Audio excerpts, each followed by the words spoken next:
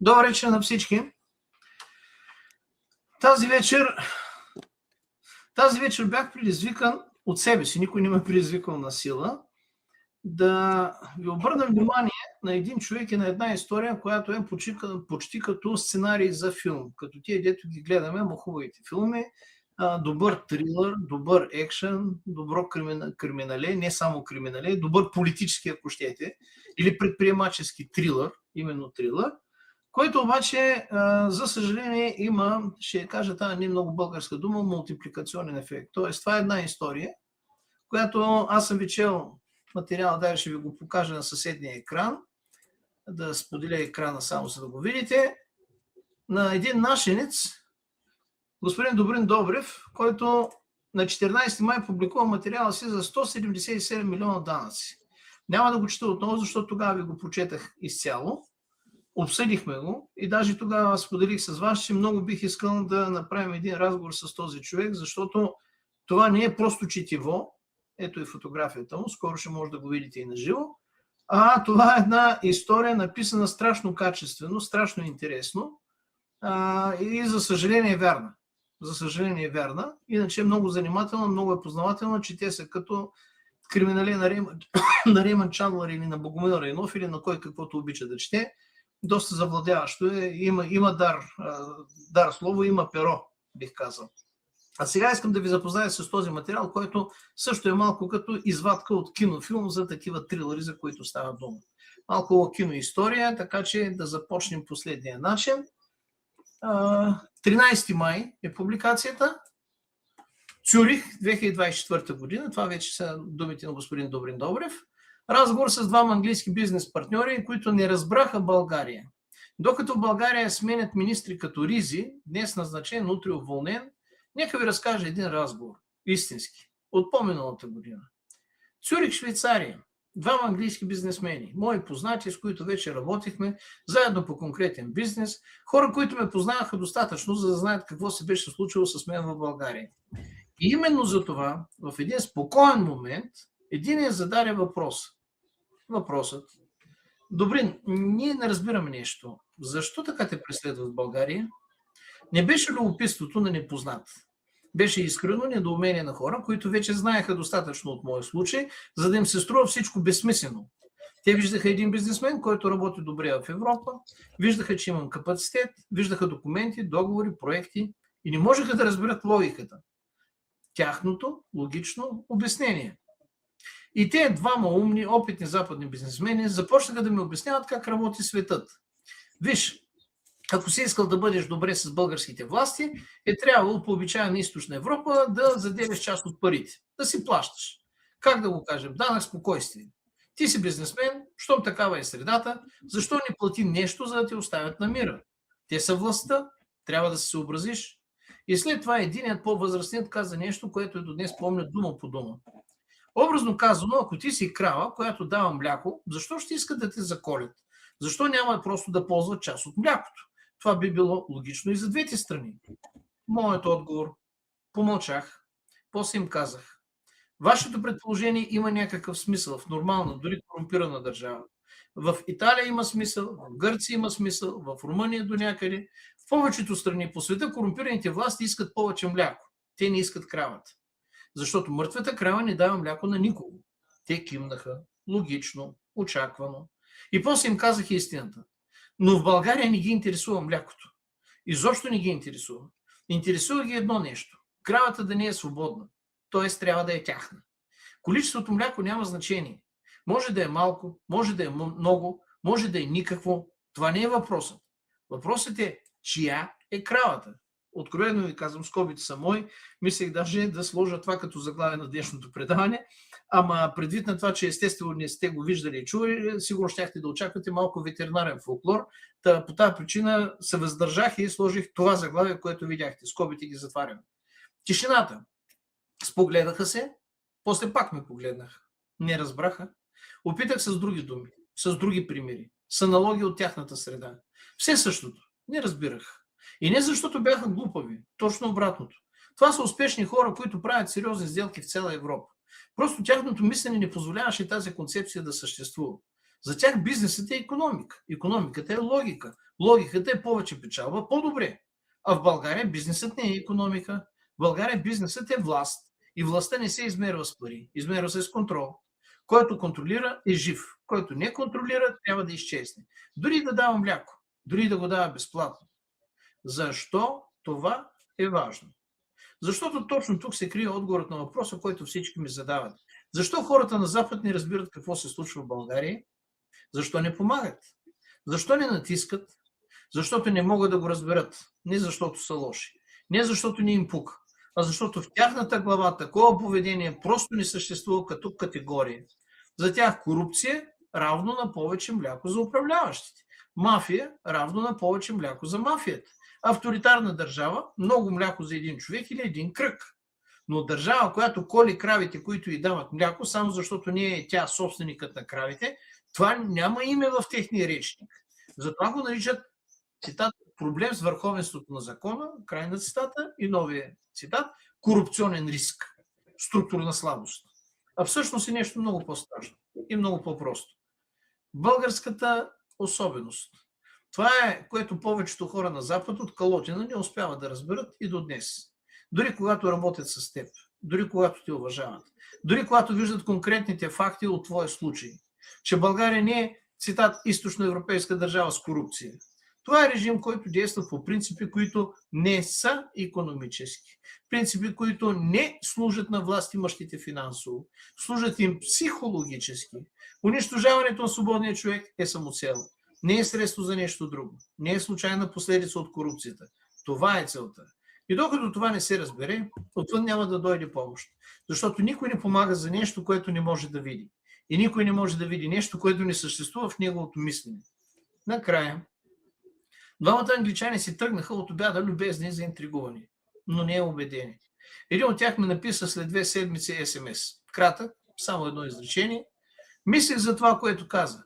Все още не го разбирам напълно, но започвам да го виждам. И това вече е напредък. Защото истината в България работи така. Бавно, но необратимо. Това е причината защо пиша тези постове. Не за да ме разберат всички, а за да започне поне един човек да го вижда. Споделете. Профилът ми все още е с рестрикции. Добре дошъл в клуба. Но идеята не може да бъде блокирана. Приложила е тази фотография, която си една обикновена фотография на нормален човек, според мен. Съседния екран да ви покажа. Ето така изглежда фотографията му. Обикновен нашият, обикновен нормален човек. Не е Дон, не е мафиот, не е като тия двамата юнаци зад гърба ми.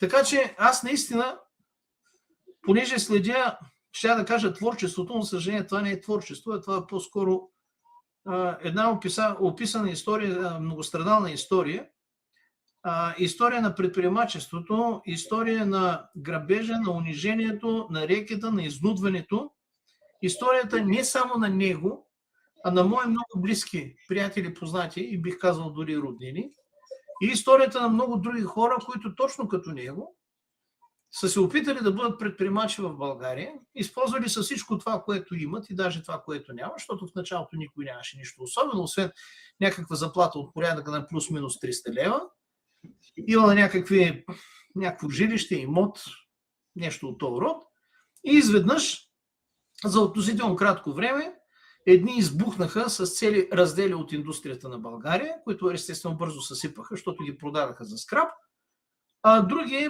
тръгнаха пълзешком напред, бачкайки по 14, 16, 18 часа на ден, 7 дена седмично, 365 дена годишно, да се опитват да се занимават с това предприемачество, от което разбират, да се учат и да проверят, дето се казва, дали работи така наречената протестантска логика, че достойно и за уважение е когато станеш богат благодарение на това, че си работил много, упорито, умно и със себераздаване.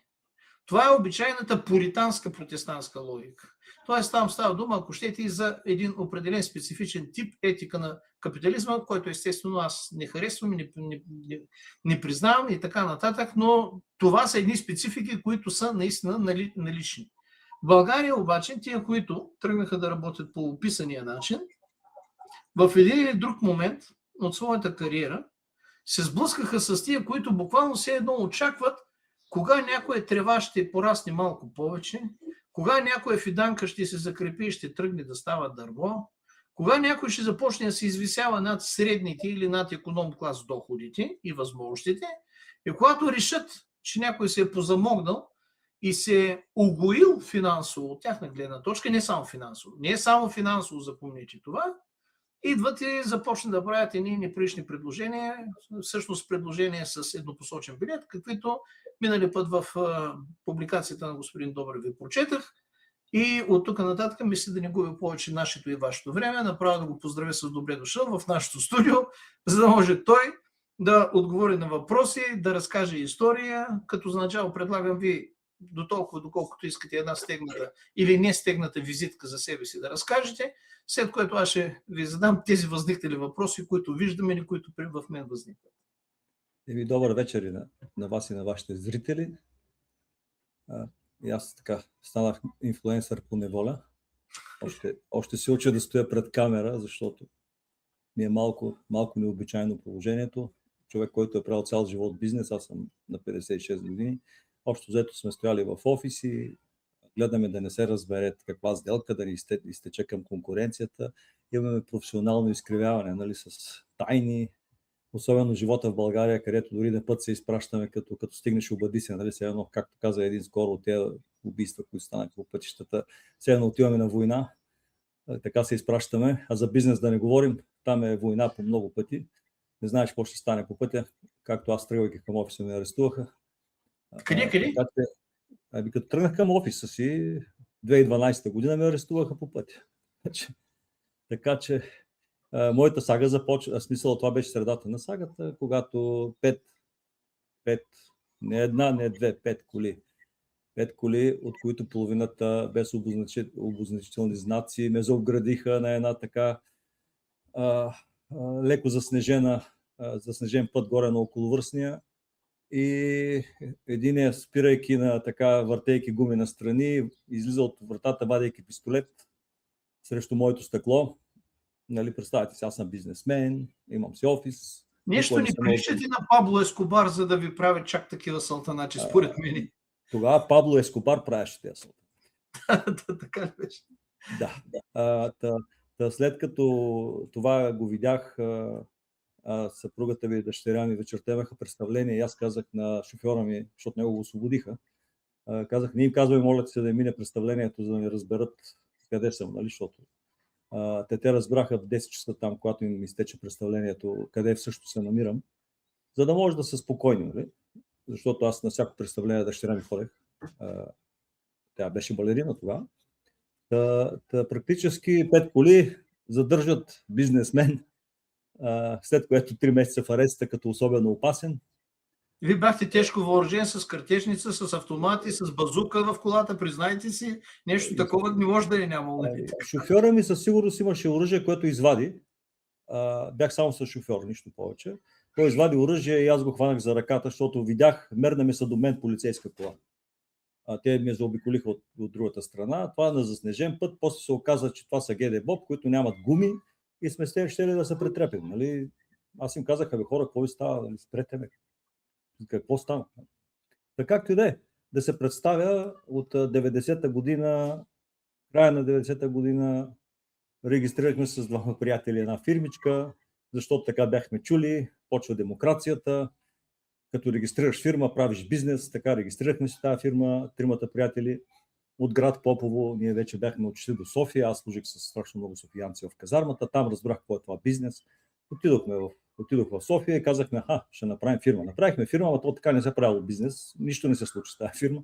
Стояхме известно време така с тази фирма и обикаляхме и София. И в един хубав момент един приятел имаше магазин в Попово, каза, знаеш ли какво, ако намерим определен капитал, може да се включим, да отворим други магазини, няма склад на едро, няма нищо. Тримата, да не казвам какви, убедихме родителите си, не знам как, да заложим къщите си, нашите къщи, фамилните. Има банкови извлечения, банките не губят нищо, всичко е архивирано, може да се види 92 и 1-2 година. Първа част на банка, вероятно. Първа частна банка, да, 50% лихва, 50% лихва, но първия склад на Едро в Попово и 3 магазина хранителни и ние 4 или 5 набори, които сме по 22-3 години с 15-20 магазинери и правихме наистина невероятни обороти, защото нямаше нищо. Ходихме до Иленци, пазарувахме, връщахме. След което първа частна банка отказа да ни поднови кредита на втората година, каза не, връщайте всичко, когато беше голямото раздаване на кредити, ние бяхме с залог. 94-та. Точно тогава. Точно тогава, 93-та, 4-та даже. Аз обиколих 36 банки, аз лично. Да опитам да заложа 4 къщи с работещи магазини, с склад на Едро. Никой не искаше. Абсолютно никой. А тогава се раздадоха най-големите пари. А ние имахме работещ бизнес, казаха не става. И не знам как стана Централна кооперативна банка по това време, нямаше нищо общо с сегашните собственици. Просто някакъв менеджер ме видя такъв. 36-та банка или 35-та беше. И казах, ще ти заложим къщи, няма проблеми. Та прехвърлихме тогава и реално от тогава ми почна 93-4 година. Та междувременно пътувайки до София, приятели, познати, влезнах в бизнес с метали. Просто случайно, наистина съвсем случайно в едни складчета в Филиповци, насред махалите. Тогава не крадяха метали, не бяха интересни. И от тогава се почна и нещо, невероятни обороти, аз не знаех какво е това. Тоест, ние сме хора, които до 90-та година сме расли при комунизъм, изведнъж почваме бизнес, търсиме от някъде как да платим заплати, проблеми с банки и така нататък. Почнах цветните метали, почнахме да возиме страшно много скрап, имаше уникално много заводи, които бяха по България, казваха има зарязане, подаваш се офертата, или то одобряват или не, но тогава нямаше много и страшно, наистина уникално много стока имаше. И ние наистина правихме, защото постоянно ме питаха откъде тези пари, как станаха тези пари, какви са тези пари. Ние правихме между 5, аз лично, тогава бях сам с още един човек, който ми беше така, как да кажа, като ментор в този момент. Съм стигал до 15 камиона цветни метали на ден, тира. На ден. 22 тона всеки един от тях, 25 даже. 20, 18-20, защото той е все пак. Нали, бяха такива несортирани и така нататък. Алуминий, мед по 5-6 камиона мед сме карали на ден. Това бяха невероятни пари, но тогава не съм го броил като пари, реинвестираше се всичко, нали, ходехме само с кеш пари, това се бяха постоянно беше това. И реално големите компании в този момент, които се очертаваха вече, нали, Надин, Стомана Перник, Дамбовеца, така прословутия, във Варна Трансинс, така че аз полека-лека се ориентирах като поддоставчик на тях и те в някакъв случай ме охраняваха, да го кажа така, да не ме закачат вече възникналите мутри и големи групировки. Защото просто бях много работоспособен и правех много сериозни как да кажа, представителства по цяла държава. Успях да концентрирам метал и да го карам към тях. Те поне са ценили кравата, която дава мляко и не се е колили. Тогава още се ценяха всякакви такива. Не само крави, всичко, което нещо носеше, се ценеше. Реално, ако не знам дали имате идея, но Надин специално някъде 2005-2006 година имаше капитализация от порядъка на 800 милиона марки или долара, да не излъжа. Но това беше официална капитализация като стойност. Значи, активи. Като стойност на самата компания. Тоест, тогава нямаше никакъв проблем да имаш 5, 6, 7 хиляди тона само на едната площадка метали. Не говоря, никой не се занимаваше с тези буклуци по градовете, да се бориме там да вземем обществени поръчки и така нататък. От военните излизаха метали, утилизация, тогава за утилизация не се плащаше. Ние изкарвахме невероятно добри пари от това, че те изхвърляха много оръжие, много танкове, много оръдия и ги чуреха се на какво да ги дадат. И някои хора от тях, които сега се развиха добре, вземаха специалните метали от примерно оръдията на танковете и така нататък, които бяха примерно 2%, ама от 5 тона, нали, и сериозно нещо. Те струваха много. Останалия метал го вземах аз. Или такива като мене. Реално оборотите бяха наистина главозамайващи. За сега, като си помислят, тогава нямаш база за сравнение в този момент. Просто работиш. И реално между 2001-2002 до 2007 нямаше, металите бяха освободени от данъци. металите, тогава бяха освободени от данъци, скрапа говоря, отпадъците. И тогава беше наистина бяха сериозните приходи. Аз заварих 2006-2007 година с наличност в стока от порядъка на 240-280 милиона лева. Като в някои от видеята и постовете, които аз казах, понеже аз стоях в офисите, аз не съм ходил никъде. Аз си ходех вкъщи, в офиса и в колата на път, защото след нас въряха тировете и аз разплащах кеш. Багажника беше пълен с пари.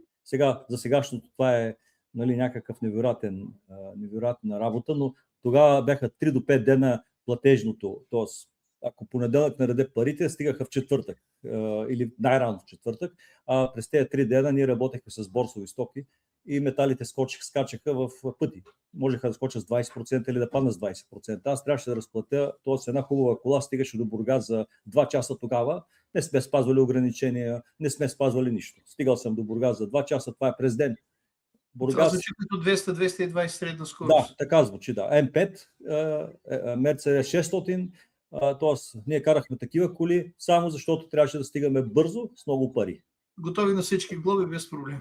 Никакъв проблем. Те не знаеха по пътища, защото по това време нямаше много полицаи по това. Те просто ни познаваха и общо взето ние работехме към тези големите компании, така да кажем, като поддоставчици. Те им знаеха и камионите и всичко. Тоест, просто ни познаваха и това беше ежедневие в продължение на 15-18 години. Не говоря за 3 дена. Тоест, тези години аз съм правил само това. И тъй като много се развих като бизнес, ми харесва да го правя и сега го правя. Какво се оказа? Че така хората, които бяха на власт в този момент, т.е. те, които управляваха в сянка разни бивши ръководители, генерали и така нататък, които аз познавам. Сега, поради естеството на работата на Дин Трансинс няма начин, виждал съм с фондове там приватизационни и така нататък. Познавах доста хора. Питал съм тогава, аз го написах в постове, казах го и в някъде, мисля, че по радиото националното. Питах тогава, мога ли аз да се развия като бизнес, да стана като Надин, като другите компании, да порасна, просто да се развия, да почна аз да правя износите към Турция, аз да захранвам Кремиковци, аз да захранвам, примерно, Пирдоп. Те казаха, ви сега, говоря съвсем нормален разговор. Тук, ви сега, има хора, има фирми, които са определени за това, не ти трябва да бъде лозе. Тръж се към тях, всичко е наред.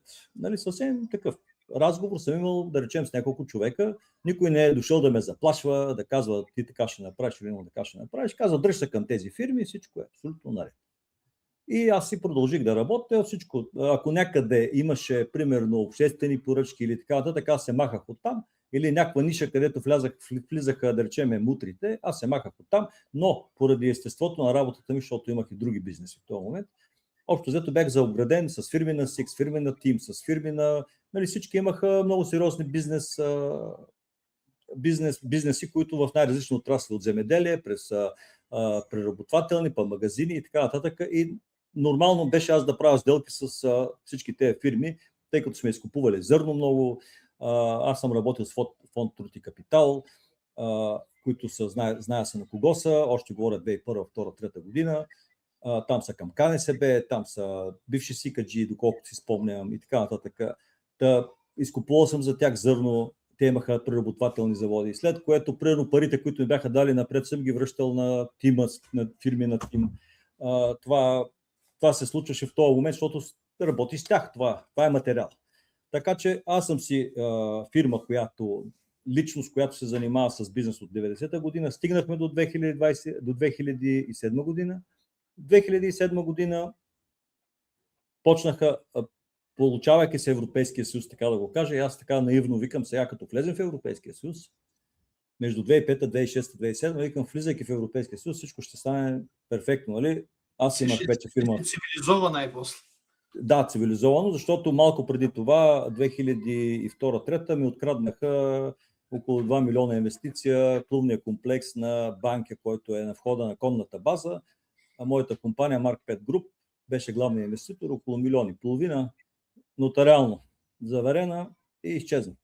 Тоест, прибраха го едни хора, Нотариусът каза, ще с размер на кутия цигари или на кибрита. Как се прибира такова нещо? То даже и да е във вид на пари, това тежи да му се не види. То един дипломатически куфар не го събира това нещо. Ами тежи сериозно. Семейството ми знае какво беше тогава, аз също. Да са турби, дето са по 7-8 кг и нагоре даже. Ами инвестицията, басейна както е горе в момента, като се види клубния комплект, който иска може да отиде да го види. Цялата основна част, парзалката, мисля, че още стои там. Всичко е платено от мен. И просто един нотариус много красиво прехвърли, без никакви документи. Даже я познавам. Движение на китката, нямаше нужда само китка, нищо нямаше, само китка. В този случай даже аз ходих при нея, викам, добре, поне да беше взела фалшиви документи. Нали, нямаше, поне ще кажеш фалшиви са, аз откъде да знам. Нямаше нужда от фалшиви документи. Ходих в прокуратура, Маргарита Немска, Панайот Генков тогава от Висшия съдебен съвет, аз му продавах апартаменти, познавах хора. Питах, какво да направим? Вика, срещу нотариус нищо не мога да се направи. Няма как. И опитах се да се боря, плащах къде ли не и така нататък, смисъл адвокати, дела, загубих го просто. Нотариуса не мога да го сбориш, пък на нотариус нищо не можеш да направиш, поне по това време. Не го е взел нотариуса, кой го взе?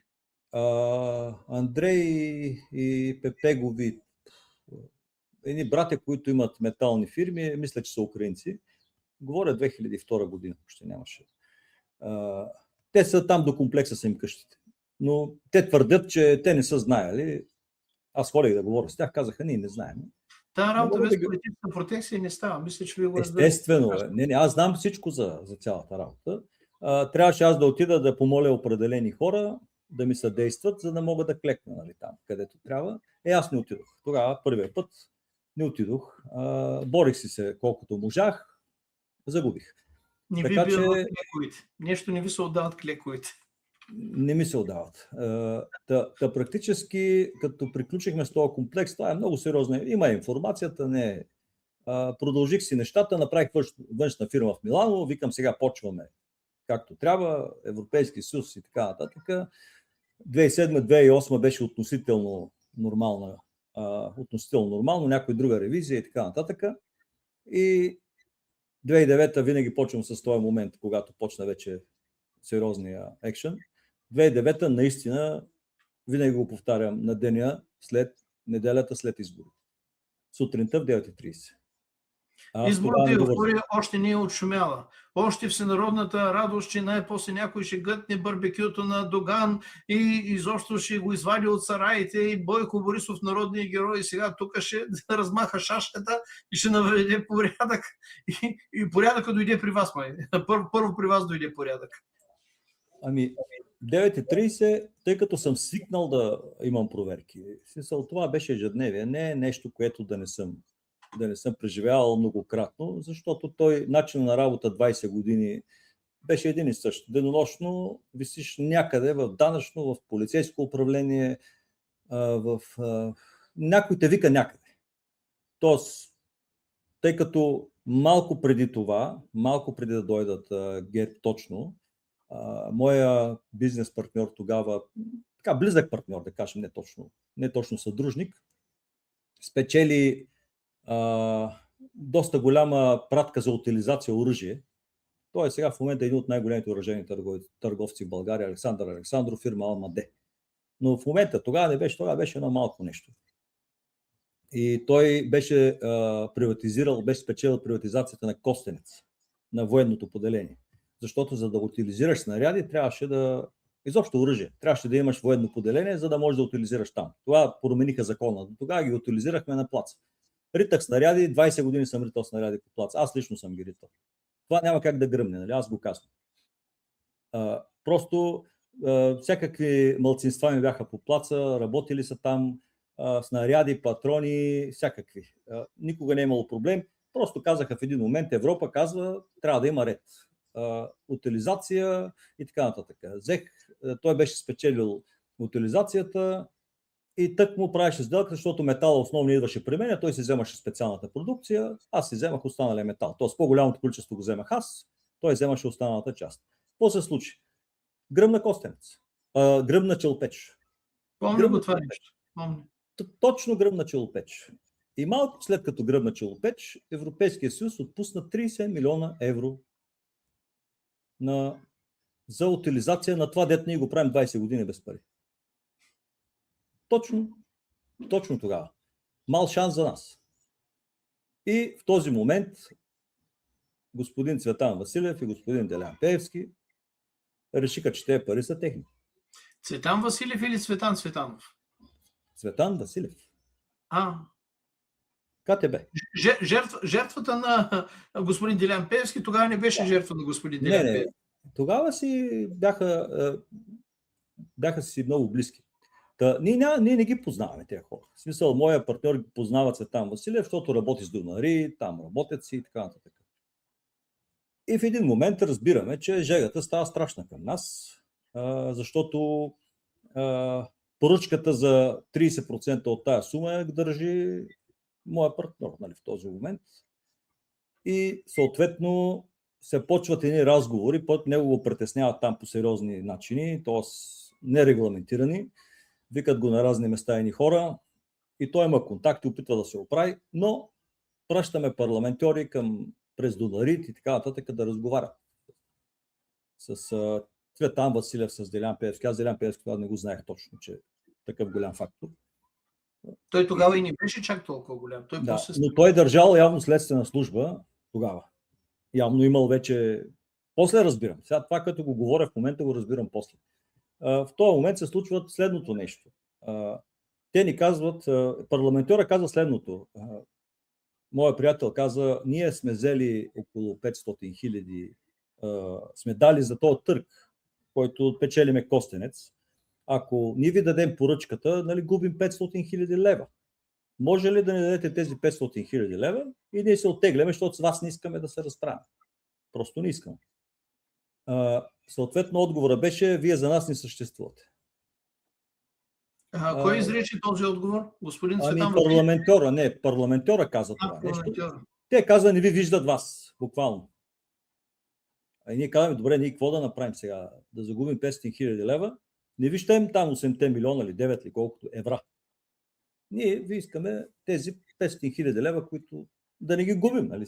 Нямаме такава фирма, нали, голяма. Вие сте ги дали, не искате просто като бонус, вие искате Ние не им продаваме това нещо. Ние искаме бонус, ние искаме цената, която сме платили, само и само да им отстъпваме там поделение, защото реално ние без утилизация няма за какво ни е това поделение, какво ще го правим. Парите са платени, вече не мога да спрем, и търга е спечелен, защото всичките документи, това е търг, който е 2-3 години игран. Той не е спечелен след един месец. Просто става така, че парите се отпускат в този момент. Просто мал шанса за нас, казвам, че ние не сме знаели, че такива пари ще има. Значи, че ще гръмне Челопеч, че ще се отпуснат пари и така нататък. Кой да го знае това нещо? Примерно една година преди това, когато сме играли този търг. Съответно, какво се случва? Казват ни, няма да стане тази работа, сделка няма, ние ще се оправим с вас. И моят приятел взе парите. Просто те не могаха да ги спрат тогава, нямаха тая власт. Още. Моят приятел взе парите, утилизира се всичко, по-голямата част от парите и от стоката мина през моите компании. Просто така беше сделката. И точно докато ми влязат в офиса след изборите, значи около 8-9 месеца преди това, аз ходех 2 пъти в седмица в следствена служба. Да казвам къде са парите. Тях какво ги интересува това? Вие сте спечелили търг, парите пристигат при търго, който е спечелил търга, утилизирате си каквото си утилизирате и си функционирате как се... Данъци плащате, счетоводителя ги оформи нещата. Какъв е мезора, къде са парите на следствена служба? Те нали не са бандити, те са следствена служба. Какво има да разследват? Аз им казах къде са парите, носих документи, обяснявах. Парите бяха много голяма част към италианска фирма, отишли, плащахме определени неща. Тоест сделката беше перфектна. Викам, ето ви всичко. Не, ти някъде сигурно някой циганин ги е стеглил, сигурно си ги дал на някой да ги... Те търсят кеша, те не търсят парите, къде кеша търсят? Те търсят къде? Викаме, парите са по банков път, дадени са в това, по този начин. Не. 8-9 месеца, през ден, през два. Възрастен следовател, млада следовател. Това беше всеки ден въпрос. къде са парите? Защото вика, при тебе са дошли, ти някъде си ги изтеглил, нещо си ги направим. Викам, имаме сделки, всичко е наред. Това беше много време. Провериха всичко, видяха, че не са изтегляни на каса като те за магистралата, видяха, че така нататък, но тогава нямаха власт още. Тоест не можеха да пипат без доказателства. Тоест можеха да те тормозят, да те викат, но бяха до някъде внимателни с доказателства, с компании и така нататък. Като дойдоха тогава ДАНС да ми правят след изборите, това беше последствието вече. Явно оттам съм попаднал аз в списъците, защото явно съм много отворен за тях, къв съм аз, на какви са правими и така нататък. Моят приятел тогава му взеха всички допуски за точно с 2 дена. ДАНС се намеси, той имаше от 10 години всички видове допуски, взеха му ги точно за 2 дена. Всичко му взеха. Без обяснение? Не, просто му взеха всичко. Да, всичко му взеха на него. Това успяха да му направят, да му вземат допуските. Той 1 година и половина не работи. Той не работи. Година е нещо, защото нямаше как. Това му беше бизнеса, да има допуск там за специална продукция, до търгове, до военни и така нататък. Взеха му ги и му казаха, докато е ГЕРБ на власт, няма да работи. Така че това беше при него. Съответно той прескочи националното ниво и отиде на интернационално и не можаха да го спрат. Чакай, докато е ГЕРБ на власт, Цветан Василев и Делян Пеевски тогава не бяха ГЕРБ. ГЕРБ си имаше други хора за тази работа. Да, аз обяснявам, че няма никакво значение. Разбрах. Аз обяснявам, че няма никакво значение, че това е една игра.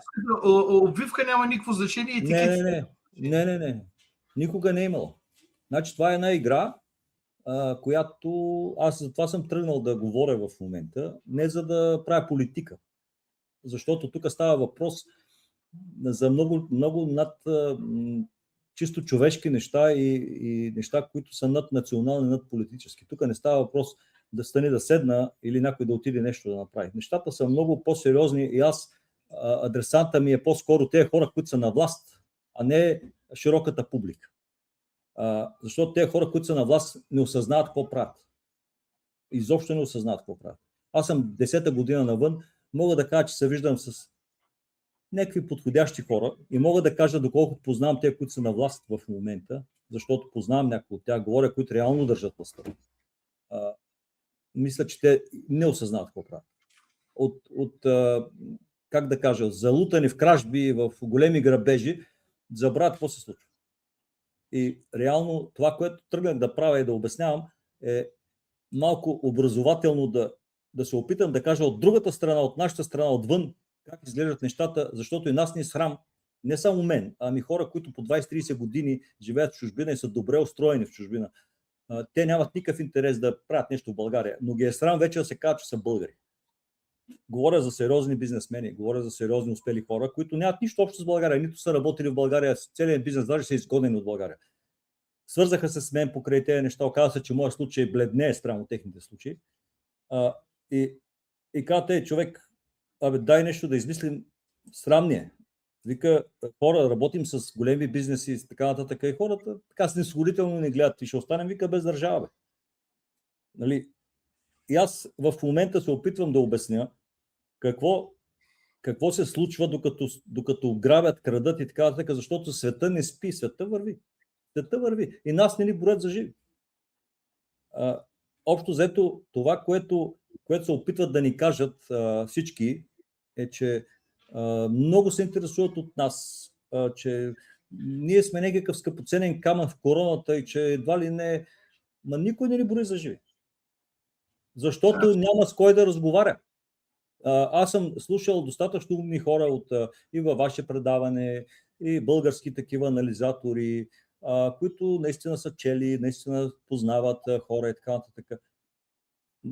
Аз съм създавал лично компании, хора, знам как се създава. Тоест, повечето хора са по-философски настроени. Или пък са имали някакъв бизнес, или имат трейдърство, или пък имат обществени поръчки. Тоест, заставаше и на вас да ви дадат сега енергетиката, вас държа след точно една година ще е най-големия специалист, защото всички пари вървят пред вас и ще намерите най-добрите енергетици и ще кажете, аз съм вече енергиен бос. Това се случва в България, всичките бизнеси са такива, до един. Тоест, зависиш от обществени поръчки, ти не изграждаш нищо, насочва се един ресурс, към който се сети, любовницата и така нататък. И той става бизнесмен. И като дойде някой западна акула, той даже не знае какво му говори. Той не знае какво му говори он. И после вика, ами от Запад така ни казаха. Той дори нещо друго да му е казал, той не е разбрал. Той няма понятиен апарат да разбере същностните въпроси, които са ежедневни за всеки нормален предприемач, буквално. Точно. И те викат, мани. Сега там дават ти прави едно, прави две, прави три, ти не можеш и това. И съответно оттам нататък става едно недоразумение и към народа отива Европа ни смачка, Русия ни не знам какво направи, Щатите не знам какво направи. Ами, аз имам един пример такъв. Моя баща покоен е кооператор в едно малка кооперация до Попово, град Опака. Той там е родом. И ми е оставил това съвсем малко. Обаче аз реших в негова памет да остана кооператор там. И ходя от време на време да си взема рентата, която е някаква символична. Но много интересно се виждам с хора там. Такива много пенсионери, много възрастни хора. То почти няма хора там. Повече са в Англия и така нататък. И те говорят следното нещо. Града се обезлюди, всичките ги няма, младите ги няма. Идва един човек и казва, но американците са виновни за ето това нещо. И аз си представям във Вашингтон как стои има кабинет Опака и как нарежда да обезлюди селото. Но кооператор е от Опака, той дет не им плаща рентата от Опака, кмета от там, т.е. те са си местни хора. Идеята в момента се опитам да покажа, че когато не разбираш какво ти говорят, всички ще са ти криви. Абсолютно всички. А бизнеса, и правя постове за бизнес, защото бизнеса не търпи невежество и прогреса не търпи празно място. Тоест, или ще заобиколят, или ще унищожат, защото просто пречиш. Нищо друго. А хората искат да правят бизнес. Значи аз съм един човек, който да кажем е преследван, гонен и така нататък. Хората казват, дай, кажи какво може да направим, човек. Как да ти помогнем? Аз се виждах с директора на Националната банка на Катар, на 4 очи. Човека казва, донеси ми бизнес в Катар, аз ще направя всичко за теб. Бизнес, не пари. Пари вика имаме до тук. Донеси ми бизнес. Независимо какъв си. Имал съм и други такива срещи. Хората казват, искаме бизнес. Направи нещо. Създай за хора. Всичко игнорираме. Няма значение. Само в България се казва нещо наобратно. Само ние имаме някакъв тарикатлък такъв. Имам българи, които имат в Англия успешни фирми. Единия има 1000 човека контрактори, другия има добри приходи. То с добрите приходи... Портфолио. Моля? Сериозно портфолио. Да, 1000 контрактори. Между другото, едни от най-големите фирми за почистване в Лондон или изобщо в Англия са български. Т.е. огромни фирми. В България не се знае, но примерно имат кол-центрове в България. Имаха доскоро Fantastico Cleaners, 300-350 телефониста имаха в Варна. Другия мой приятел, който се разделиха към 70-80 кол-център в Пловдив. Това само почистват Лондон. А те са тръгнали момчета от нула там. Нали, съвсем без нищо. 2 и някоя година, и 6-7. Мисълта ми е, че тези хора работят. Сега, той казва, ако не платя някакъв минимален данък или примерно ДДС забавя, или не го платя, или пък си оправя нещо и така нататък, те ми напомнят, от време на време ми звъннат, викат, да му покажат, че знаят, че той не си платил всичко, но не му го вземат. Защото той храни 1000 човека. Другия казва, мен ме атакуват по същия начин, вика в Англия, както в България. Вика, те са същите. И аз викам, всичко ме е изрядно, обаче вика, по цял ден ми правят постоянно данъчни проверки, постоянно ме натискат. Защо викам те натискат? Ами вика, аз правя всичко ме е перфектно. Викам, колко хора имаш ти назначени?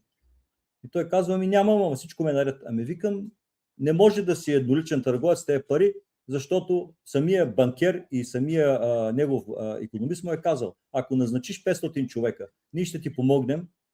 Примерно чакал е разрешение за въздух.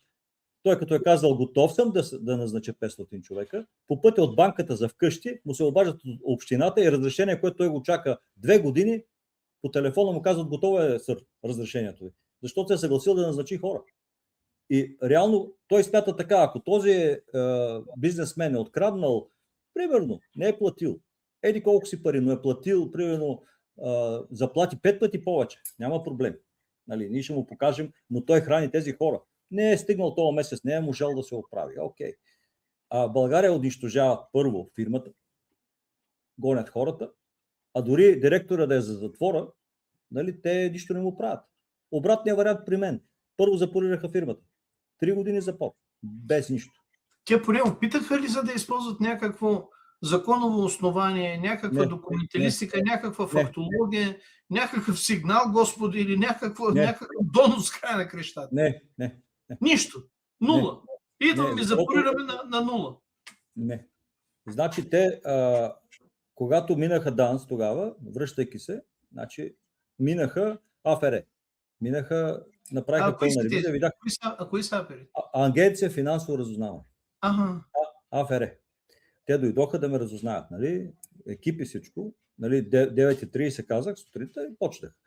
Това е българския налог на АРС, нещо подобно е. Да, АФР беше, сега не знам към ДАНСа нещо там как е, но тогава бяха Агенция финансово разузнаване. Тоест, какво бъдат парични потоци и така нататък. Откъде са парите и така. Тогава те направиха една много сериозна ревизия с данъчните, всичко се провери, направиха и актове там за някакви, примерно 80-90 хиляди лева. И като видяха, че няма какво, след няколко дена ми правят предварително обезпечение на абсолютно всички фирми. Предварително обезпечение, запор на сметки, значи 30-40 сметки банкове на 6 компании, в която се сетите банка, запорирани без да се посочи сума. И без основание. Предварително обезпечение, съмнение за данъчни някакви, нали, за данъци. Това е. Край. 2009 година, не мога да се спомня точно, в банките всичко си стои и там запорите се. Добре, аз като чувам тия мащаби, с които сте работили, аз съм сигурен, че вие не сте работили с счетоводител, вие сте работили с аудиторска кантора. Аудиторските кантори много добре се знаят нещата, защото това са генералските пагони в счетоводния бизнес. И тия хора сигурно са извадили цялата документалистика, са ги пляснали по челото и са им казали, питайте за кого, защото имаме отговор за всичко. Няма на кого да ги плеснем тези неща, защото ситуацията беше следната. Първо, аз имах финансово-счетоводна компания, аз самия. Вече на година. Ама аудитор, имахте ли аудитор? Не, имах аудитор, разбира се, който си беше отвън. Нали? Не при мен, аз си бях финансово-счетоводна компания. Официално Добрин Добрев, ЕОД. Така. Запорират те и ти казват, сега ние проверяваме, защото компаниите са много големи. И ние сега проверяваме. Кога ще стане това? Кога ще ми дадете акт? Кога ще ми дадете ДРА, нали? Или пък протокол, беше ревизионен протокол? Ами когато сме готови. А за времето на проверката ви имате ли право да работите? Не, запориран съм, как да работя? Пълен запор без всичко. Хората на улиците, всички, които са получавали. Приключваш. Как? Защото хората са най-важният капитал във всяка фирма. Ти без сътрудниците си трябва да тръгваш от минуса, не от нулата. Даже не са и хората. Самия оборот, който въртиме с другите компании, цялата икономика, която задвижваме, данъците, които вървят, това е по-важно даже от самите заплати. Защото аз не съм малък. Не, аз не говоря за заплати, говоря за хората като кадри. Кадрите решават всичко. Кадрите, колкото може, защото имах външна компания, успях да платя заплати, нали, смисъл, по други линии с консултантската си компания, така нататък, но метали, основният бизнес спря. Второ, кой ще работи с тебе, като знае, че се запорира? Пълен запор. Няма как. И аз си викам, ще мине. 1 месец, 2, 3, 5 месеца. И така 3 години. 3 години? 3 години, да. 3. Така, 2009, 2010, 2011, без документи, без акт, без нищо. И никой не идва да каже ключовите думи. Защо го правим това с вас? Не, идват да ми казват, че трябва да давам по 150 хиляди евро, за да работя. Това беше първо. Пак такива пощальони го казват, а не... Не, в случая дойде, още умишлено не го казвам.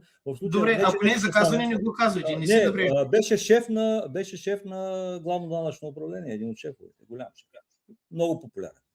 Така. На среща казва, ви сега трябва да дадеш тези пари. И аз казах, добре, за какво да ги дам? Нещо намерихте нарушение. какво ще се случи, ако аз ги дам. Тоест да знам, нали, окей, такъв ще е регламента, нова власт, ще се дава. Ама за какво? Защото аз съм минал мутри, минал съм там всички. Нали, идват и ти казват, или ще плащаш и ти си правиш сметка. Ще плащаш ли, няма ли, ще бягаш ли, какво ще правиш, нали, ще можеш да се пазиш ли. Правиш ли сметка? И аз викам, окей, вие сте сега на власт, аз какво да направя сега? Какво ще направите с моята компания, ако аз плащам? И той казва, не бе, ще мога да работиш. И аз викам, защо да не мога да работя сега? Ами сега няма да можеш да работиш, ако не плащаш тези пари. Това го казва шеф на данъчно Софийско. Да, голямо. да. И аз казах, ама как така ще плащам само за да работя? Ами това е положението в момента. И така няколко месеца. Според вас това негова самоинициатива ли беше или той изпълняваше? При положение, че всички компании са запорирани, големи компании, аз търся от всякъде контакти и връзки по някакъв нещо да стане и не намирам. И след което почват да ми казват как трябва да дам дяловете или да прехвърля бизнеса на когото трябва. Защото компаниите големите вече бяха, значи първо на ДИН, първа инвестиционна я усвоиха много бързо, 2009-та, покрай кризата там финансовата. 2008-2009. Да, 2009-та успяха да изгонят. 2008 гръмна. Кризата 2009-та беше тук. Да. Тогава успяха да вземат Надин от Здравко Минчев, който беше собственик и титуляра, изобщо от семейството му. Първа инвестиционна. Там каква операцията не знам. По някакъв начин не взеха. И след което в същия този момент другия основен играч на пазара, Николай Николов, влиза в затвора до животна присъда. До животна? Да, до животна. Колко на 9-та година, според това един човек някакъв дет го бил измамил и той го убил, в смисъл, не че го убил, ами нещо неумишлено било станало, докато си иска парите от някакъв човек, той имал инфаркт, починал и нещо там беше. Тя голяма трагедия там беше някаква по Изерат, Варненските, някакви такива неща бяха станали, но в интерес на истина човека излезе след 9 години.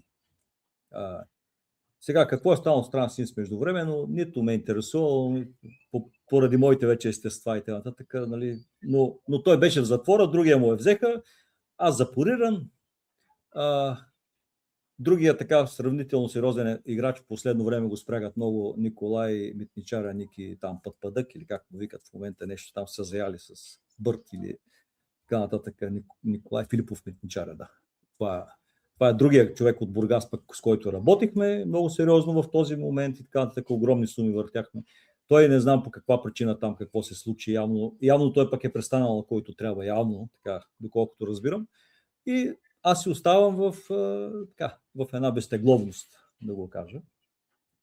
И няколко месеца бяха тези оферти, след което трябваше да прехвърлям, казах не, но винаги отварям скобата, че тогава нямаше спецсъд.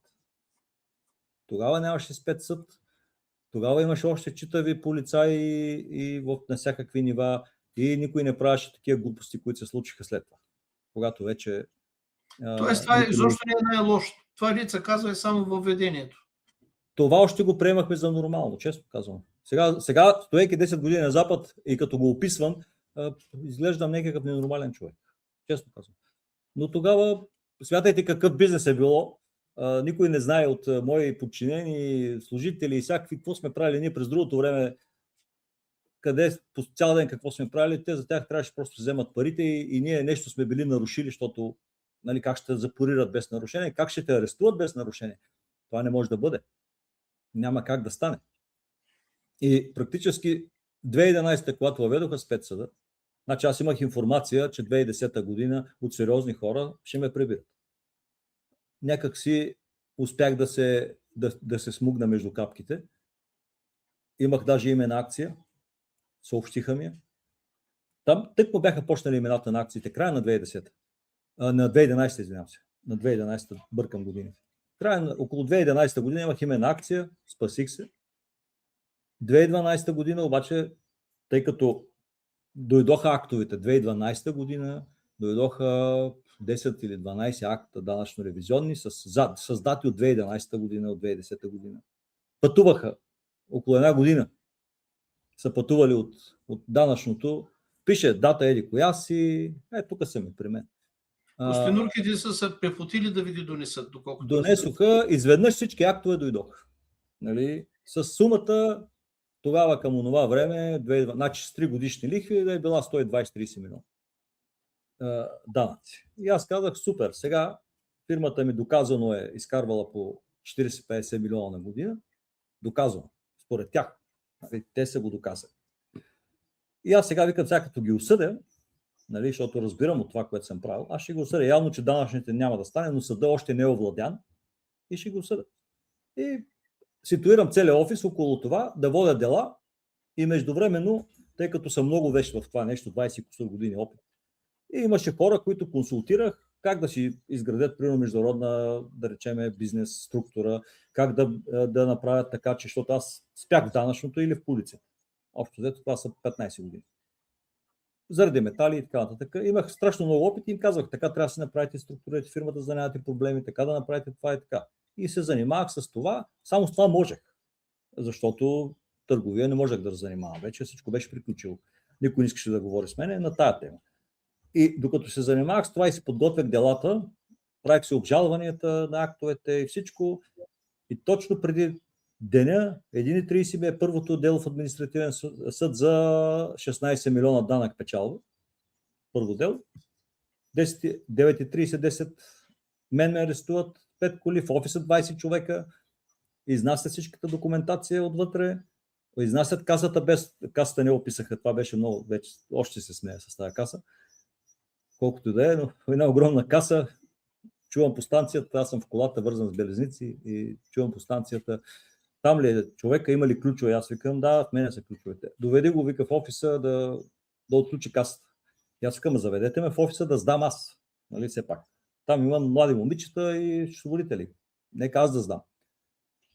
Не, вика, пред офиса. Стоим пред офиса, вали сняг и те ми казват, не го води. И с касата ми е така до кръста, аз съм 1,80. От тежките. Изнесоха я, не знам как. Няма я в офиса. Описа не пише каса.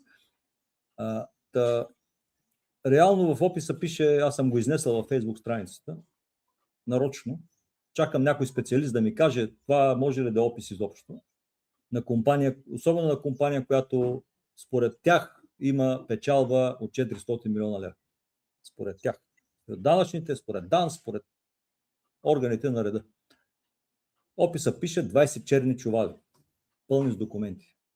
В описа пише няколко десетки папки, пълни с документи. В описа пише сървърна конфигурация. Подпис на описа момиче на 21 години, която от 6 месеца е в офиса. Секретарката на там, деловодителката на компанията. При 20 нахлули вътре с маски и така нататък, аз изобщо не знам тя жива ли е била, в каква ситуация. Мен не ме допуснаха до това, защото ме закараха в ареста. Четоха ми 24 часа, след това ми четоха 72 часа, като особено опасен. Вкараха ме на мярка спецсъда и чух следния разговор в спецсъда. Това го казвам. Те питаха това какво прави тук. Залата е малка. Аз за първи път на наказателно дело питам адвоката, понеже тогава разбрах, че има разлика между наказателно и административно дело. Не знаех. Звънах на адвоката, който ми беше по административни дела. Викам, извинявай, тук са ме задържали. Вика, аз не мога. Ще изпратя колега, който се занимава с наказателно право.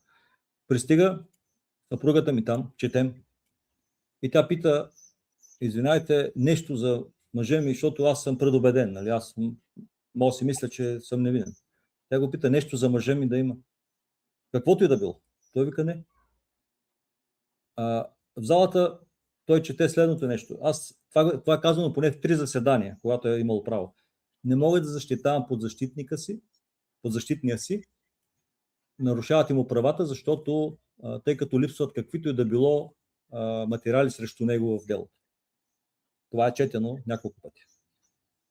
Съдът на първото заседание, понеже е малка залата и чувам зад папите, какво да го правим това?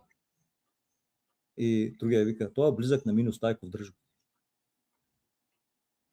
За вас, че вие сте близък на Миньо Стайков. Защото сме ходили в Тибет заедно. Да. Да. Това е особено близо. Много, да. заедно бяхме в обща група и каза, те са близки, защото сме се чували на такива теми. Нали? Дръж го. Това го чух вътре, защото наистина много малко място. Това е сериозен съдебен аргумент, да знаете.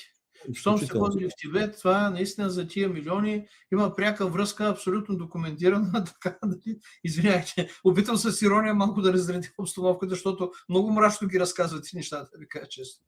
Ами, как да кажа? И идеята беше, че стоейки 3 месеца вътре, като излязох и по самото дело, и към ден днешен, аз имах в началото не лоши адвокати. Сега съм със служебен от 6 години. Защо? Ами, просто казах тогава, че нямам доход, което е факт. Блокирана ми беше сметката до преди 5 месеца. Личната сметка. Тоест, вие говорите за нещо, което е 2011 година, годината на арабската пролет, когато стана война по целия свят, когато станаха маса патаклами, сирийската война започна, в България беше пика на ГЕРБ, където 1,70 и нещо милиона гласуваха почти за Бойко Борисов. Те гласуваха 2009, но 2011 той вече беше на пика. На славата си Цветан Цветанов вършеше из България. Вашата история тук буквално в моя роден град се случваше с мои много близки хора, на които им правиха 184 проверки за една година. Сещайте се колко са могли да работят, деца казва. Аз знам много такива. Да, знам и кои прехвърлиха. Не прехвърлиха, обаче затвориха всичко и минаха в тъмносивата част на икономиката. Принудително, естествено. Аз знам кои прехвърлиха и сега са структуроопределящи хора. Уж, то не е тяхно. Така че, те имат малък процент. Тоест, те са нещо като изпълнителни директори в най-добрия случай. Но се водят, плюят тях. Мразят тях, но те са просто изпълнителни директори. Да, те прехвърлиха. Така, практически, реално, аз при прибирането ми бях с запорирани сметки, запорирани коли, още на ареста. И вътре в ареста вкараха данъчен да разпиша лична ревизия, който ми каза до 2 седмици да представя документите. Вкараха го в ареста и казаха до 2 седмици трябва да представиш документи пред НАП за личната ревизия. И откъде да ги представите, като си ви ги взели? Тоест, те ви ги взимат и казват, представете. Аз съм в ареста. Как? Ареста не е затвор. Ареста е строг темничен режим. Виждал съм го отвътре как изглежда. Като посетител, не като обитател. Не, аз бях там. В малка килийка с 4 човека с обща тоалетна. Вътре. Мисълта ми, че те го вкараха вътре. Еднозвезден хотел. Да, имах охрана се пак. Това все пак на 2 звезди почти отива. На 2 звезди почти имахме охрана, извеждаха ни, прибираха ни, храната беше не лоша, но нямаш право на нищо, защото имаш право само на свиждане и реално на 10 минути телефон на ден. И то ако се вредиш. Но понеже тогава бяхме само бизнесмени там. Тоест на майор Акилски аз хванах едни от сериозните си контакти, защото бяха само бизнесмени и всичките им искаха фирмите. Тоест, то е станало нещо като вършитба. Тръгнали са да вършите точно хора от вашия калибър и слава Богу, поне на нормални хора сте попаднали, а не на някакви... Няма да ги описвам. Реално на майор Векилски бяхме по-богатите, на Геме Димитров бяха по-бедните. Има класовата теория на Маркс, работи и там. Да, на майор Векилски бяхме по-така... Примерно имаше един... Заможниче. По-разговорно казано Тотко Поршето, бяхме вързани заедно с него на Белезници. Той човека в Малта вика какво прави в България, не знам. Там, в Малтийски орден и така нататък. Те го вързали с Белезници. Вика какви цигари правя, вика какви Поршета, вика хора направо... Вика поне да ми дадат нещо по-сериозно, вика с тези цигари, с тези машини, дето ме свързаха, вика това е направо смех. Тогава за тогава. Мисълта ми беше, че няколко пъти адвокатите ми казаха няма нищо за нашия клиент. Но нещата, които искат да станат по делото, те отказват да ги направят, защото са част от системата, колкото и да са добри. Това се случва навсякъде. Това не мога да го разбера. Ако може да го обясните. Какво значи? Те са наясно, че нищо не могат да направят, но казвате, те се отказват да направят. Какво се отказват да направят? Значи неща, тъй като бизнесмен, аз какво съм правил целия си живот? Има едни правила такива от лексикон. Намери си добър счетоводител и намери си добър адвокат, но никога не ги слуша. Тоест, те ти дават само съвети. В България става нещо такова, като те вкарат в съд, става едно свещенодействие. Тоест адвоката казва, ти си тук мога да отнесеш години затворите, но сядаш там и аз ще видиш какво ще направя тук. Нали? Ще направя някаква магия. Аз му казвам, аз разбирам от това, бе, човек. Това не може да бъде това. Ти нищо не разбираш, сега не става така. Аз казвам, евронорми има нарушения, има това. Той казва, не, сега не става. Аз искам да напишем това. Той казва, не, няма да го напишем. Това противоречи на... Викам, аз искам да го направя, защото ми трябва за навън. Но това не е... България не става така. Първо трябва да направиш така, после трябва да направиш иначе. Хората не го правят умишлено. Хората са част от системата. Те знаят, че това няма да работи. Но, примерно, ако ти имаш някакви други ходове, те не разбират какво им говориш. Викат, не. Сега, което го правя в момента, нито един адвокат български нямаше да ми го разреши да го направи. Нямаше, просто ще каже, аз няма да защитавам, няма да стане. Обаче, понеже съм със служебен адвокат и правя каквото си искам аз. Защото нещата... Това е ваше лично решение или по-скоро вие го разглеждате като ваш шанс, че сте със служебен, а не Като мой шанс. Защото аз съм се свързвал и с правосъдие за всеки, и с ЕКМГФ съм се свързвал. Аз съм минал през доста адвокати. ЕКМГФ много смело се беше опълчил по време на COVID. Аз го помня този епизод. За него ще имам специално предаване по-нататък. Специално за ЕКМГФ. Да, без да го обиждам и без да го нещо. Просто само ще покажа няколко факта, които се случиха тогава. Но съм търсил хора, които тъй като аз знам колко закона са нарушени на Евросъюза, колко закона не са спазени от България, които ги е подписала, и те казаха, няма значение. На разпоредително дело аз съм казал, че но това са едни подробности, които няма да са интересни, може би, но че аз нямам нищо общо. Обвинителният акт е вярно само моето име. ЕГН. Изключително само това. Помолих съдията, помолих прокурора, поне да изправят, да напишат верни неща. Аз не съм нито собственик на тази фирма, за която ме обвиня, че съм собственик, нито съм управител на тази фирма, за която ме обвиня, че съм управител. Да напишат нещата както трябва. Те казаха, това ще го установим в делото.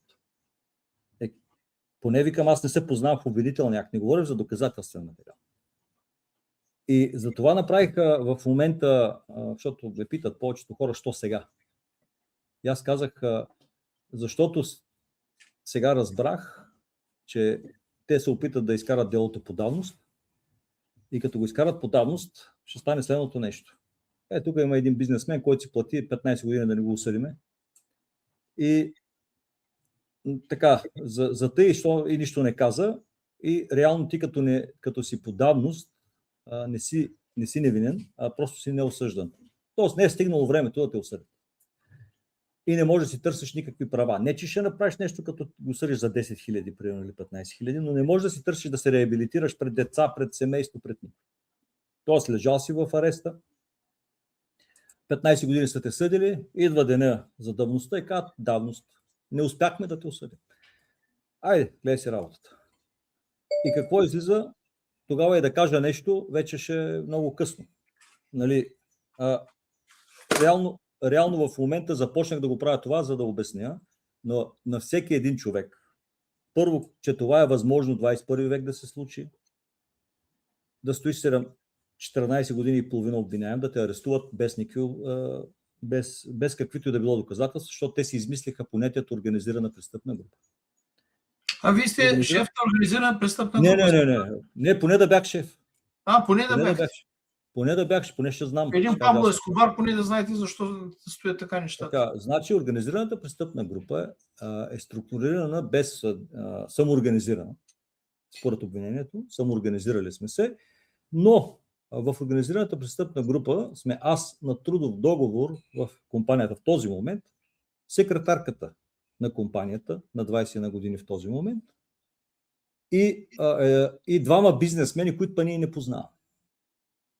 С единия се запознах в ареста, а с другия се запознах на първото заседание на делото. И още две лица, които един бегло се познаваме, а другия идваше в офиса, а ние като служители в този офис, в този момент, няма как да не стои в този офис. Тоест, тези 6 човека, секретарка, аз, работници в офиса в този момент буквално, двама бизнесмени, които не познаваме и двама души, които не знам каква връзка имат, сме организирана престъпна група за точене на ДДС. Обаче, по делото няма данъчен акт. Тоест, по моето дело за точене на ДДС, захарно петле, няма фирма, която да дължи това ДДС. Сега все още се установява първо, дали се дължат тези пари и чак тогава, като се установи, ще кажат кой колко е съпричастен към тази сума.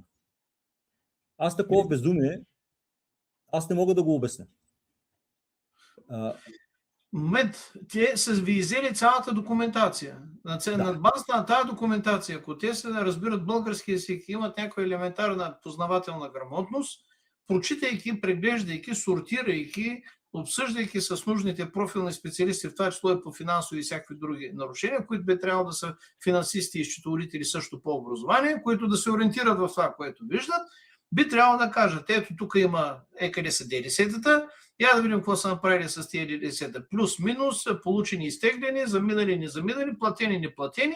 И това е въпрос на не знам колко е голям обем от информация, който сте имали. Ако е бил на хартия, е бил много, защото сте работили много, може би за 1-2 седмици. Ако са много мързеливи, много туткави, много тъпи, може би за 1 до 3 месеца. Айде! А вие говорите за какво количество години от 2011 до 2026, ако правилно ви разберем, за 15 години. 2012 ме арестуваха, 2012. 14 години. 15-та, в момента сме в 15-та година. 15 година. Значи идеята е, че те ме арестуват като особено опасен бандит. Държат ме в ареста, като не ме пускат на 2 мерки за неотклонение, като особено опасен бандит. След което сега 2026-та, аз още не знам кой дължи това ДДС и изобщо дължи ли се ДДС, защото даващо ревизионен акт по делото няма. А единственият, който може да напише, да поиска задължение в държавата България, данъци е НАП. Няма друга служба в държавата, която да събира данъци, освен НАП. Член 255. Аз съм професионалист в това нещо. Член 255 от наказателния кодекс казва: при установяване на задължение се хващат виновните. Простичко го обяснява. При установяване, а не при подозрение. В вашия случай вие сте подозреваем, вие не сте установен, доколкото разбирам. Не, вие не разбирате. Няма нарушение още, за да ме подозират в извършването му. Тоест дори и това го няма. Нямаме нарушение. Тоест, ако имаше пари, тоест фирма Хикс, фирма Иванчо има да дава... Рога и копита, няма значение някаква. Рога и копита има да дава 100 000 лева. Аз мога да реша като състоятелен човек да отида да ги платя. Казвам, тези 100 000 лева, сега какво ще ме съдите? Дайте едно условно, ето ви 100 000 лева и да приключваме този филм. Примерно говоря. Ама сума няма. Сума по нашото дело... За нарушение, те дори не могат да кажат цифрата на нарушението, размера на нарушението. Но забележете, че от 2012 моята лична сметка е запорирана от специализирания съд с 9. Тоест 9 значи, че няма сума. Прокуратурата ми е запорирала личната сметка с 9. Не е с 20 000, 100 000, 500, 700. 9. И там пише спецсъд запор, без сума. Така, аз ходих в социални служби и казах: извинявайте, аз не мога да вземам пари в България, докато в момента. Как да се изхранвам?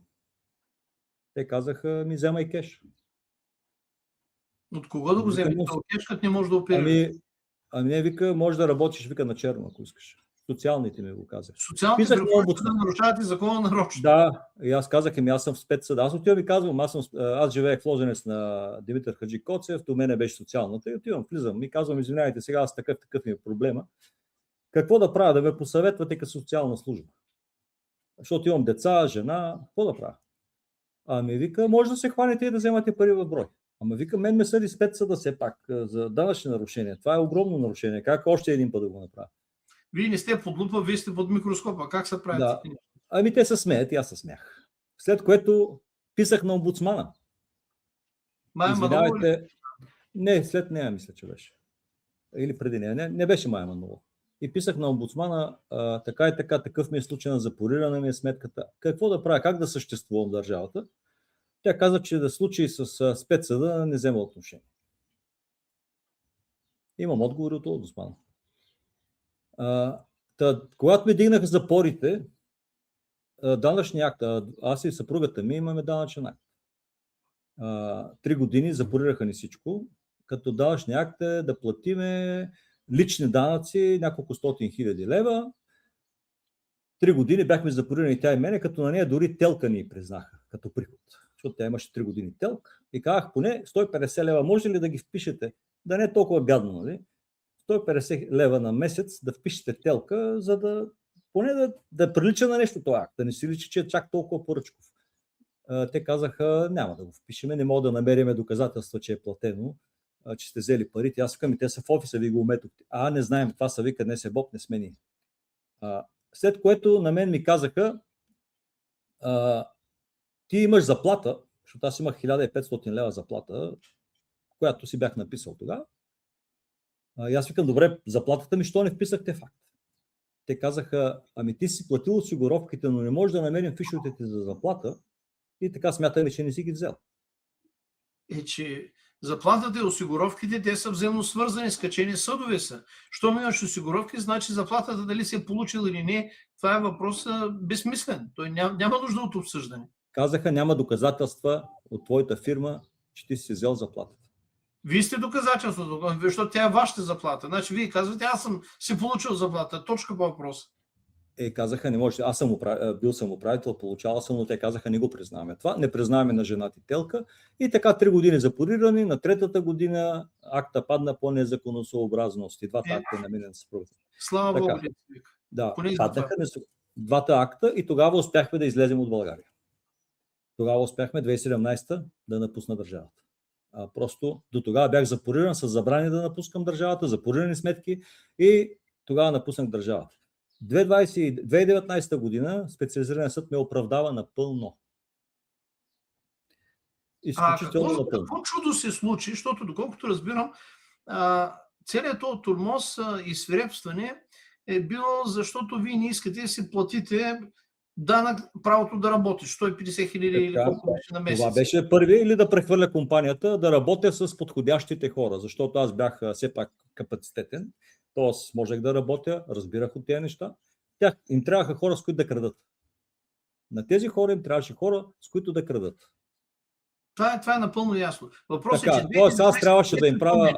Аз опитвам се спомня какви избори имаше тогава. Май нямаше нищо особено 2019 като избори.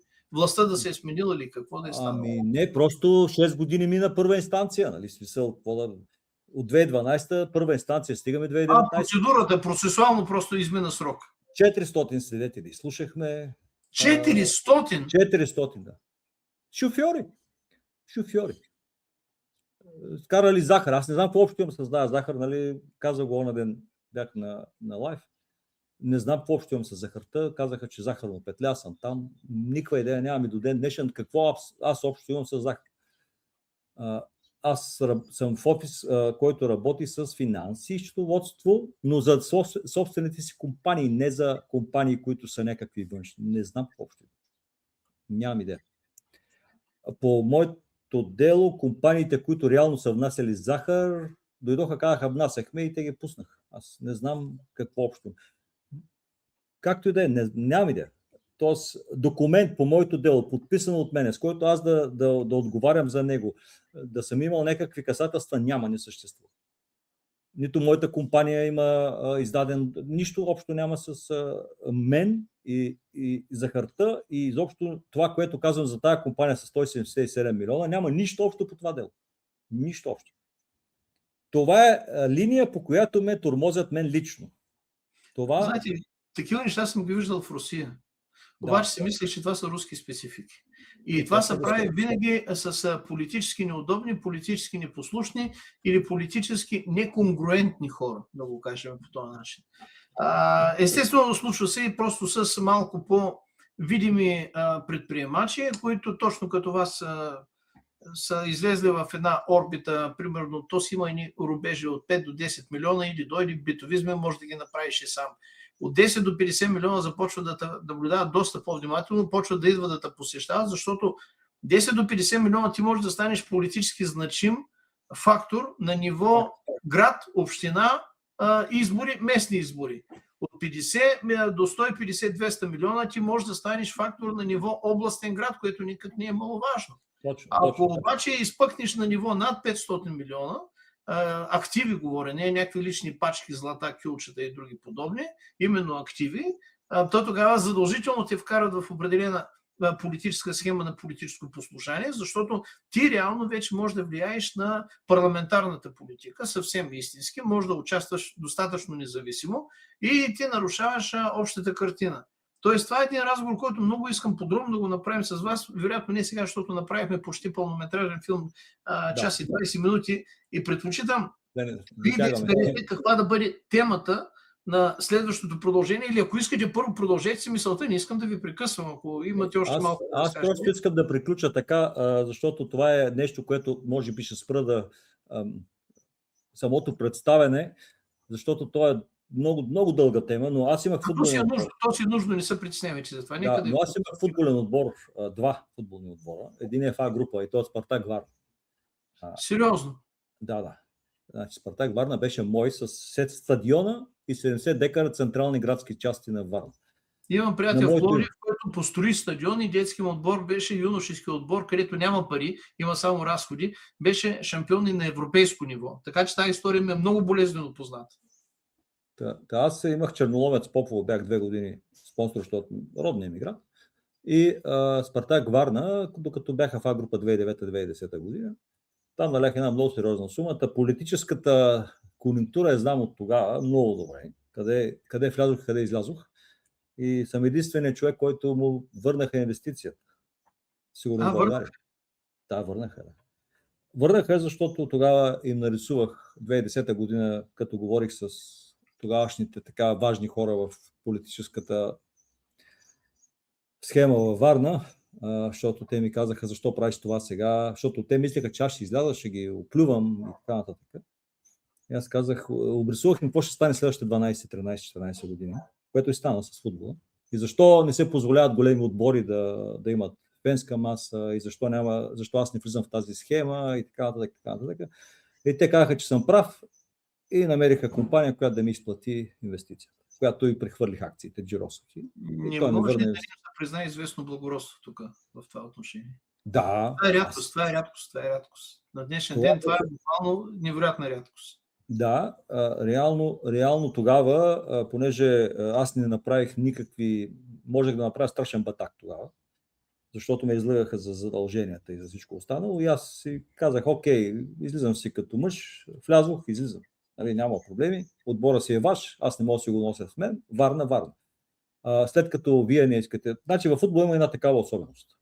Когато те наобиколят феновете и всички журналисти звънят, това е денонощно. Ти имаш невероятно медийна платформа. Те питат само едно нещо. Какво ти помогна общината или там властта? И ако ти е помогнала какво? И ако не ти е помогнала, що не ти е помогнала? Сега, след като на теб не ти дигат телефона, властта, какво да кажеш на феновете, като те са готови да изкарат 1000-2000 души да отидат пред общината? Какво да им кажа? Ставам политически... Те са сила, да. Така, те викат, ни отиваме пред общината, кажи какво? Аз казвам и хора, сега преговаряме, ще видим, ще разберем. Добре. Значи ти нещо, какво си направил? Да викам, всичко е наред. Мисълта ми е, те търсеха през цялото време президенти на отбори, които да са с кофти криминални прояви, за да могат да ги направят. Когато си решат да кажат, че те са виновни за каквото и да било. Това аз им го обясних тогава. И казах, че аз не влизам в тази схема. Така, след което съм преговарял с още 3 футболни отбора по цяла България. Дунав, Русе, Хасково и Бероя, Стара Загора. Навсякъде беше едно също. И аз им казах тъй като влез твои пари, ние не можем да ти помогнем. Извинявайте, последните 15 секунди нещо звука за момент пропадна. Да се повторите последното изречение. Да, като влезеш със свои пари в отбора и отборът тръгне и те не са ти помогнали, ти искаш, не искаш, ставаш политическа фигура. Да. Когато, т.е. аз им го казах навсякъде, аз ще вляза, ще оправя отбора, но аз в този момент може да се видя с неудобен на този или на този, аз не познавам конюнктурата, може да седне с мен в ложата на някой, който не трябва да сяда или така нататък. Какво ще стане тогава при положение, че отборът тръгне, а вие не сте ми дали помощ? Аз какво да направя? Ако вие сега ми дадете помощ, аз винаги ще благодаря на вас. Които да сте. Нали, някаква партия. Кмета. Помогнал. Ако обаче не ми даде помощ и аз направя отбора сам, какво да кажа? И аз в този момент ставам конкурент, искам или не искам. Затова няма футбол в България. Защото те ги е страх от точно това нещо. Хем да не дадат, или да дадат, ама така, че да се откранат и да обвинят президента. И това ти върви 15 години. И сме Това е единствената... модел. С този модел не може да се върви напред. Така, и който дойде, ако го гледате как дава интервюта, той се опитва да не каже нещо. Не да каже каквото трябва, ми се опитва да не каже, защото той е сложен на същия пангар по всяко време и затова Домовчиев отиде у Разград, а не в ЦСК, защото малките отбори не ги притесняват. Ако иска да стои денонощно в Шампионска лига, Черноломец Попово или Разград или Търговище, тях не ги притеснява. Ако иска да влизат всяка година. Тя ги притеснява гидката на Левски. Че ако мине по центъра, ще събори правителството. И затова Левски, откакто... Моите приятели, които са от фен клуба на Левски, сини сърца, поздрави на всички, ако ме гледат. Аз им казах 2010-та. Най-голямата грешка на Левски, че влезе в Шампионската лига, сега ще ни разгонят фамилията, те ми се смяха. Продължават ли да се смеят? Вече не. Тогава викам хора, ужас. Те викат, що? Викам, ще видите какво ще стане. Опитах се да говоря с някои хора. Така нататък. Няма проблеми на тази тема. Може да, ако искате да приключиме. Нещата са много сериозни. Не искам да приключим, искам да сложим 3 точки. Многоточие искам да сложим. Или вие сега, ако имате идея да кажете каква искате да е следващата тема, или след като приключим предаването, ще общуваме с вас и ще изберем кое е най-доброто, най-интересното, което искате да бъде продължение. Защото аз следя вашите публикации и на мен ми се струва, че всяко едно наше предаване е хубаво да го започна като прочита това, което на мен лично ми е направило впечатление, оттам да развием нещата. Може да го съгласуваме, може да го направим и така нарочно да е неочаквано за вас. И един и другия вариант са добри. Аз нямам проблем. Аз и сега съм неподготвен изключително. Имах някаква работа. Влязох директно в лайфа. Извинявайте за неудобството, което ви предизвикам. Няма никакъв проблем. Просто аз се опитвам да обясня с всичкото това нещо. Не, че съм потърпевш от нещо. Аз съм се оправил вече добре. Не, че нещо няма да приключи. Аз мога да не идвам от Британия. Казах го и в моя лайф. Няма проблем, няма да ме екстрадират. Сигурен съм. Искам да обясня каква глупост се твори и ако може те, дето я творят, ако не да престанат, ами поне по някакъв начин да си вземат някаква полука, защото там няма да им мине номера. Знам, че са много богати, знам, че имат страшно много пари, знам, че ползват най-добрите експерти сигурно в света, но и най-добрият експерт в света, като го храниш с кофти материал отзад, той не може да те оправи. Факир да ти е банкера, като му дадеш документи, които са абсолютно фалшиви, той каквото и да направи, ще лъсне. Така е. И се опитвам се да го артикулирам това и второто нещо, хора, които са като мен, просто да започнат да говорят, защото все пак един път се живее и не можеш да живееш в страх. Цял живот и децата ти и всички там да се криеш по държави, да ходиш и така нататък. Просто да излязат да си кажеш, защото сме наистина страшно много хора. Мен ме търсят, намират страшно много хора, които са смазани, за да ги не са успели да ги притежават. Не говорим за бизнес. Не говорим за бизнес. Просто те искат да притежават така наречените крави. И затова искам просто как ще подходиме, по какъв начин ще се говори. Не съм нито срещу власт, нито срещу дали ще е Радев, кой ще се смени. Никакво значение няма, ако те продължават да правят такива свищени като баба Алино, защото това отеква в цял свят. На българи в момента е забранено да се отварят компании в Англия. На белоруси може, на албанци може, на Ботсуана може. Имам официално писмо от Company House, аз лично ако си български гражданин заради сивия списък, в Англия не можеш да си отвориш компания, ако не си резидент на Англия. Аз го имам писмото в мен. На мен ми забраниха, докато не доказах, че. Защото сме, аз казвам, добре, как може на Беларус да ми? Може, на Албания може. Така че аз не искам това нещо да продължава. Сега си правя моя AML за моята компания, те ме гледат като пълен бандит. Нали, защото съм от България. За да могат те да откранат някакви милиарди, да отидат да им ги вземат пък на тях да им ги вземат. Защото те трябва да разберат, че без да имаш силна държава, някаква за тебе, пари нямаш, защото че ти ги вземат. Просто нямаш пари.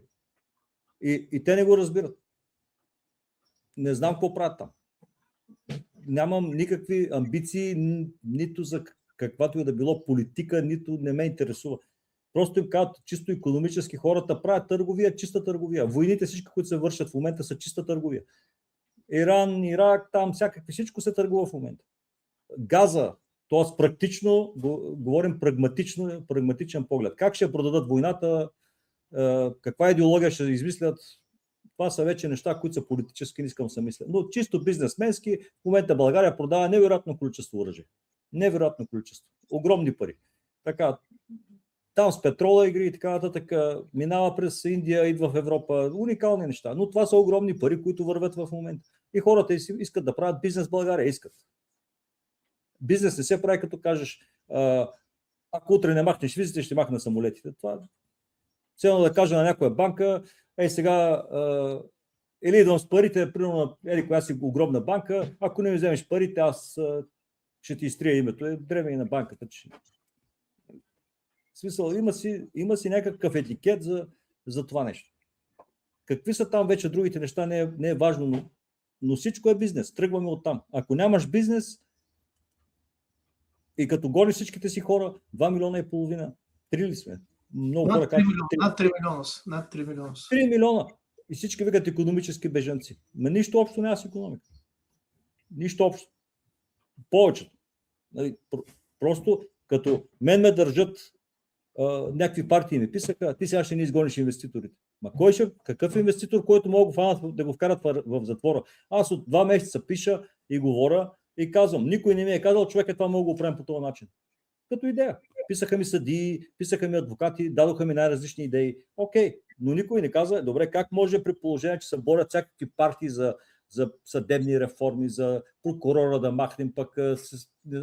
Да, те могат да хванат и да те карат да затвор. Така. Или да ти фалират всичко.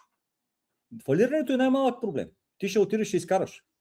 Ще се махнеш от България, ще изкараш някъде. Обаче като ти пращат досието по целия свят и казват, че си бандит и така нататък. Който се хване в момента, няма значение кой, не ме интересува дали е политик или не знам какво, си могат за 24 часа по всяка една фактура, която той има в ръцете си, дори включително нашия разговор в момента, сега могат да ви арестуват и да кажат, че ви сте говорили за ДДС. След 14 години пак ще се видим. Не можете да се оправите. Питайте адвокат, питайте съдия. Как ще се оправите? Никак. На кого ще се оплачеш? На никой. Във всяка една държава има предпазен механизъм против това. В България няма. Тоест тук врата с надпис изход няма.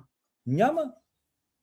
Значи, ако сега как сме си говорили с вас за ДДС-та, за фирми с това може да се сметне от прокуратурата. Има запис, че ние в момента сме се договаряли да правим данъчна измама. Няма нужда да нямам дейност в България. Няма значение, и аз нямам. Но на тях ако сме в България, могат спокойно да ни кажат, че това е така. И след 14 години, като мине давностния срок, сумата могат да си я измислят, каквато искат. Няма никакво значение. Ако решат някой да хванат от друго място и да кажат и свидетел да има, леле, край. Това е възможност, която всеки вика е голяма работа. Как ще е голяма работа, като ти, това е какъв бизнес, за какъв бизнес. Всяка една фактура моя можеха да я вдигнат и да я направят, че е фалшива. Всяка една. След 14 години няма да е фалшива, но как да работиш? И си говоря с бизнесмени, тъй като няма проблеми. Как няма проблеми? Аз съм собственост на държавата. Не на държавата, на колонията, но това е следващия ни разговор. Окей. Все едно. Аз разсъждавам на по-ниско ниво. Искам да правя бизнес в този момент се оказа, че аз нямам никакви права. Абсолютно никакви.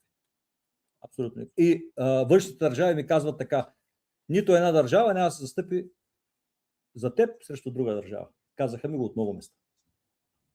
Освен Страсбург, но това е чисто условно. Не, аз говоря, ако отида някъде да кажа България, така, нали, тъй като държава е. Държава. Да, разбрах. Така е. Тук сте прав, няма да споря изобщо. Това е. Така че, когато кажете, няма никакъв проблем. Благодаря. Ще го организираме. Искам да благодаря сърдечно на тези, които подпомогнаха днес канала, докато гледаха. Това беше Алфа Браво Чарли, Георги Илиев, който между другото много искаше и по въпроси да задава. Следващия път ще го направим и с въпроси. Изчезваш вид, който настоявам, че е рядък вид. БГ Цивилизация, Стефан, той между другото е в Великобритания и чест и почитание господин Пасков за интересния гост. Той знаеше за вас и искаше да наблюдава това предаване. Георги Илиев, отново толкова интересно, че забравихме за въпроси. Има ли смисъл да се опита човек сега да стартира от нулата? Георги, следващия път ще обсъдим тези въпроси. И винаги има, обаче искам следващия път да го направим. Счетоводителката ми всеки път при всяка идея казва: не се връщай в България, работи си на това е неговия случай. И отново Стефан, Българска цивилизация. Съвсем същото се случва с двете лица във Франция. Цвети Тронвил и адвокат Шейтан. Точно така. Запознат съм със случая, да. Така че ще имаме теми за разговор. Искам да благодаря сърдечно на всички, които бяха тази вечер. И въоръжавайте се, но не само с овче търпение, носете си личната отговорност, спазвайте правото на редактора, изключете си телевизорите, включете си здравия разум и всичко останало ще се приложи. Но последните думи има задължително нашия гост. Господин Добрев, вие сте. Благодаря за поканата. Дано да съм бил интересен. Поздрави на всички ваши зрители и до нови срещи. Амин.